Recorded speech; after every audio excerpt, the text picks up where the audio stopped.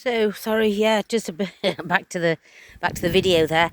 So there's a lot of things you can eat, but you might not, your taste might not like. This is cleavers or sticky willy, that you can make pesto with. It's got a very dry sort of taste as far as I'm concerned. Sometimes it's not to your taste, that's the thing. You know, you might find, I don't like the ragged robin, I'm not keen on that taste. So sometimes things are very bitter and you wouldn't actually want to maybe eat it. Some people love that bitter taste, but I'm not a huge fan. My main thing today, oh, nice bit of wood.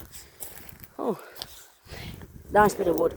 My main thing today is to collect some of these wild chamomile flowers.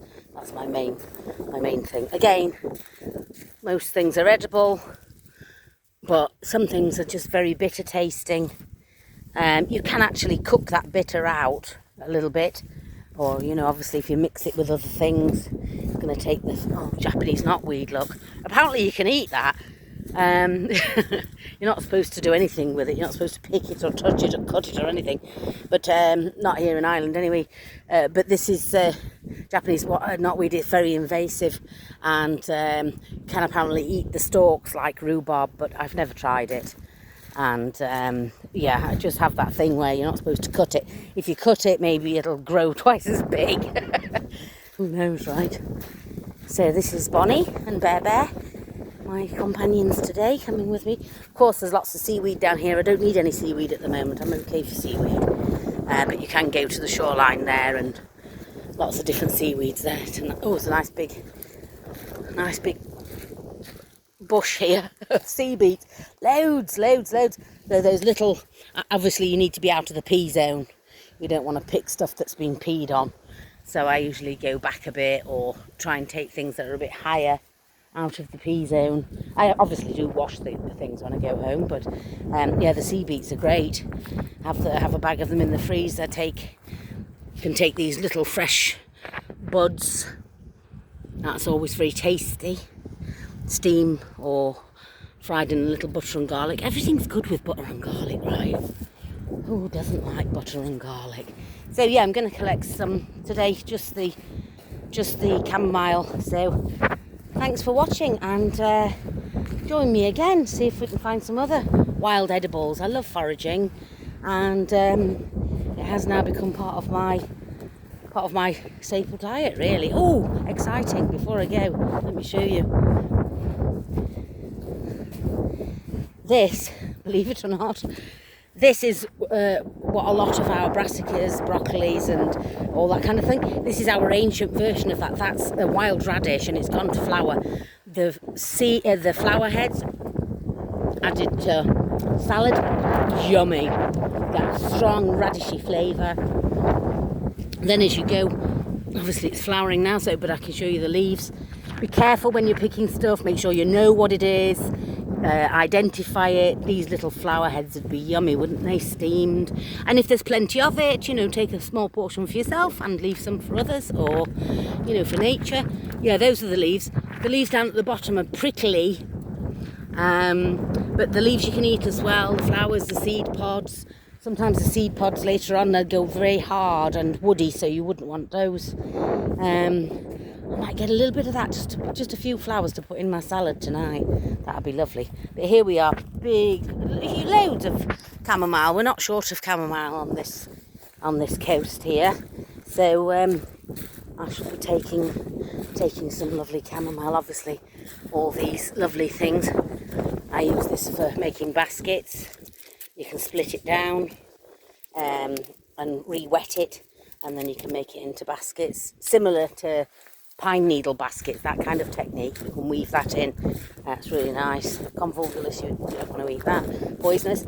Like I say, there are poisonous things, so do know, identify things. Make sure you know what don't just eat it thinking, oh, I'll just taste it, see what this is like. No, do your research, definitely, which is what I've done my research. Having said that, I'm not sure what this is. There's lots of it, so I need to look that up. Anybody know that plant, can identify it? Please drop it down there in the comments, because I don't know what that is, and there's quite a lot of it. And like I say, don't go just tasting it to see what it is. You can make yourself very, very poorly. More cleavers. Like I say, I'm not a huge fan. I think it's the cellulose content. There's something about it. There's a bitter taste for me, anyway. Oh, hello. A little bird joined us there, a little blackbird. Yeah, sometimes there's the chickens that come down here. I saw one. There was a dead one here last week. I don't know what happened to it. Came a cropper. Obviously a dog got it or something got it. We do have mink here. There was a mink farm and somebody decided to let them go. That was just over in Waterville, which is way over that way. And yeah, somebody let them go, and so what they've done obviously is breed like these things do, and now they're an invasive species. So we have mink. I've seen them myself. So sea beats, loads of sea beats. Okay, so thanks for watching. Bye for now. Hope you've enjoyed it, and I'll do my best to make some more videos, because there isn't a huge amount out there on foraging. There's Wild UK, big shout out, because I'm a big fan. You know, that Ray Mears, obviously. You know, there are people who do foraging. Haven't found too many on YouTube doing foraging in Ireland. Some were specifically doing sort of seaweeds and things like that, but this sort of coastal foraging, which is just before the land starts. Oh yeah, but just be careful. The other thing is, as well, I've come to realise, is that obviously if there's farmers putting stuff on their fields, you have to be very careful. We're very lucky here that these fields down here aren't too well occupied with anything, maybe just sheep and stuff, so they probably wouldn't be putting stuff on it. And the other thing they do is they do muck spreading. So what they'll do is they'll empty the bottom of the trough, obviously the cattle have been in, and they'll spread that on the fields.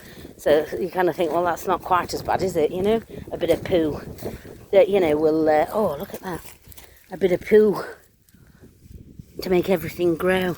That's a beauty, isn't it? Amazing. And that pinky bit there. Yeah, really nice.